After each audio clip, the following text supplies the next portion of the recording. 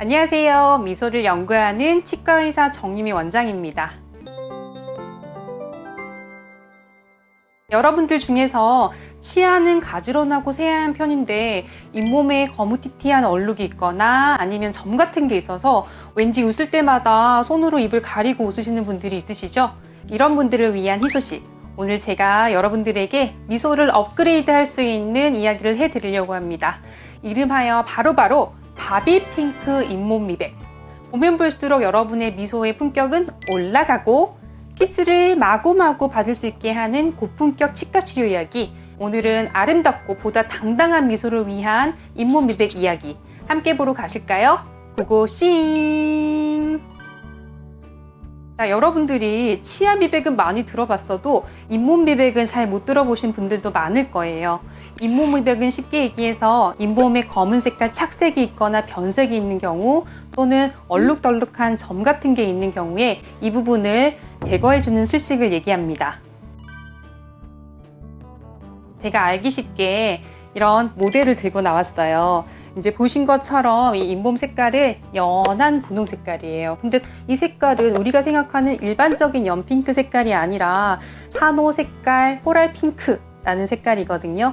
게다가 잇몸 조직은 치아 주변에 탄탄하게 붙어 있어야 해요. 이런 경우에 우리가 건강한 잇몸이라고 부르게 되는데 간혹 이 주변이 까맣게 된 경우라고 하면 뭔가 단정하지 않았거나 이런 인상을 받게 하고요. 선홍빛에 붉은빛이 도는 경우라고 하면 염증이 있는 경우이기 때문에 반드시 잇몸 치료를 통해서 이 염증을 제거해 줘야 한다는 신호입니다.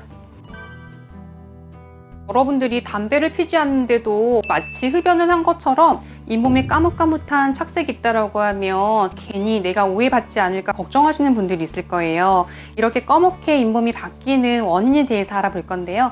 첫 번째는 멜라닌 색소입니다. 얼굴이 까맣거나 아니면 흑인들 같은 경우에는 대부분 잇몸에도 멜라닌 색소가 많이 침착되어 있어서 보통 얼굴이 하얀 사람들에 비해서 더 많은 이런 멜라닌 착색이 일어난 경우가 많아요. 이런 경우에 잇몸 미백을 시행하면 결과가 굉장히 좋을 수가 있어요.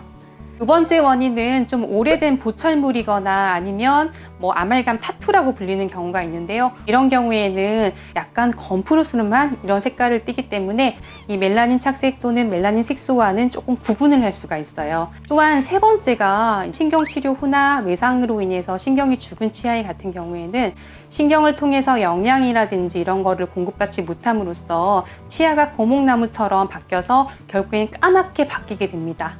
이게 그대로 잇몸 밖으로 비쳐서 까만 부분이 나타나게 돼요.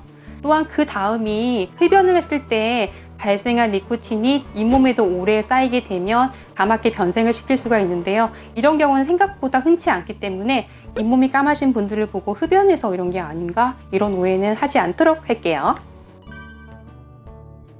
자, 이 바비핑크 잇몸 미백 같은 경우는 보통의 경우에는 이 멜라닌 착색 또는 변색이 된 경우에 하시는 게 좋아요. 저희가 바비핑크 잇몸 미백 같은 경우에는 치과 전용 레이저를 이용하기 때문에 시술 도중에 출혈이 된다든지 아니면 통증이 심하다든지 이런 것들은 거의 없지만 피부과에서 점을 빼는 레이저를 하고 나서 한 번에 없어지지 않는 경우도 많잖아요. 마찬가지로 한 번 시술로 효과를 보는 경우도 있지만 경우에 따라서는 2번 또는 3번의 반복적인 시술을 통해서 완전히 제거할 수가 있습니다.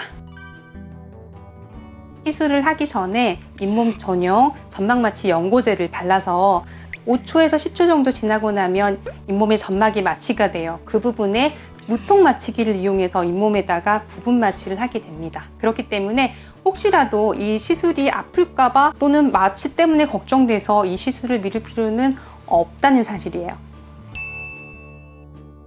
우선적으로는 스마일 라인을 웃었을 때 보이는 잇몸 부분에서 까만 착색이 있거나 점 같은 게 있다고 하면 모두 다 잇몸 미백의 시술 대상이 될 수가 있어요.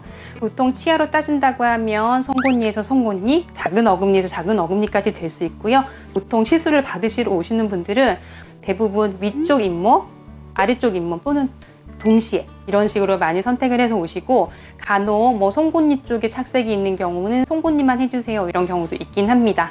하지만 자세한 것은 이게 정말 내가 시술 대상이 되는 것인지 그리고 몇 번 정도 시술해야 하는지 확인하기 위해서 반드시 치과에 내원해서 정밀 검진을 받으시길 바라겠습니다. 대표적으로 마취를 하기도 했고 레이저를 이용한 레이저 잇몸 성형이 있겠죠. 두 번째가 바로 치아도 밝아지게 하는 시술, 바로 치아 미백이 있습니다. 그리고 자연 치아 성형 같은 간단한 앞니 시술도 할 수 있을 거고, 그 외에 잇몸 부분에 간단한 마취를 한 김에 할 수 있는 여러 가지 수식들을 함께 계획을 세우면 좋겠죠. 미소는 바로 자신감의 표현이라고 해요. 그런데 이 자신 있는 미소를 위해서는 새하얗고 가지런한 치아 외에도 깨끗하고 단정해 보이는 잇몸도 굉장히 중요하다는 점 잊지 마시고요. 앞으로도 여러분의 미소의 품격을 마구마구 끌어올려 드리고, 그리고 키스를 마구마구 받을 수 있도록 도와드릴게요. 지금까지 매직키스 치과 정유미 원장이었습니다.